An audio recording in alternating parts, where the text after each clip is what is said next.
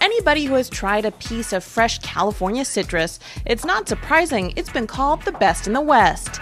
And it's yet another of the products that make the Golden State a leading force in the world of agriculture. California is the leading producer of fresh citrus fruits.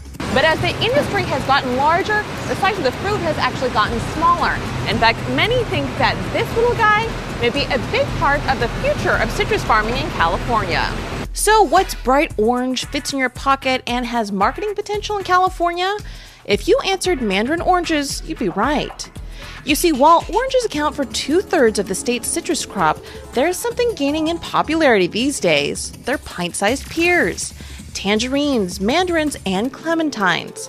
In fact, they're so big here, California may someday overtake the citrus capital of the U.S., Florida, in production of them.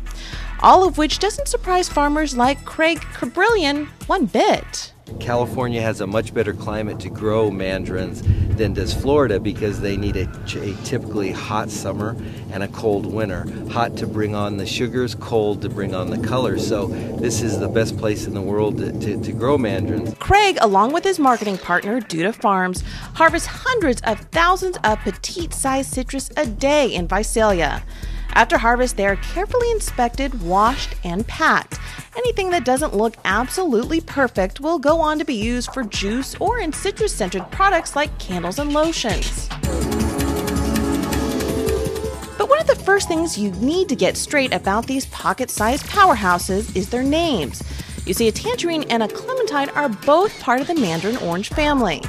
And while each has different characteristics, all three are sweet, versatile, and are becoming the darlings of farmers who see the many marketing possibilities with them, and to chefs who see the many menu possibilities with them. It's something a little different than just saying an orange.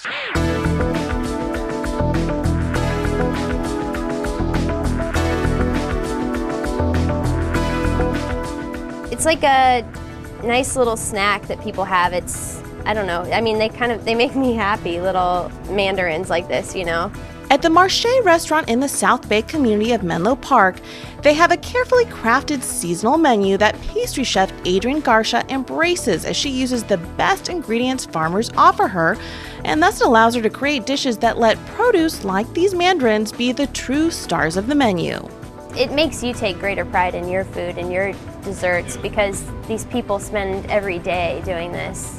And you want to do the best with the product. I try to keep things simple, let the products speak for themselves, that these people devote their lives to. Adrienne adds that the sweetness of the fruit is great for her because she doesn't have to add a lot of sauces or toppings to her desserts. She can keep them light and let the fruit shine on its own. And part of bringing what chefs and consumers want to market is what Craig tries to do at his farm when he's not farming. You see, he's also a plant breeder, trying to come up with new varieties to meet market demand.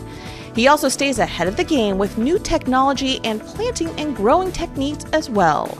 Plant breeding used to be a function of the university system, but as the university system struggles for money, and they don't have the resources to do the breeding, private breeders have now started to produce different varieties. And what we're looking for is all the great characteristics of seedlessness and easy to peel, high color and sweet, but we're looking for time periods of the season so we can give the consumer a great piece of fruit from the very beginning of October all the way through April, instead of just having a specific time where it's mature.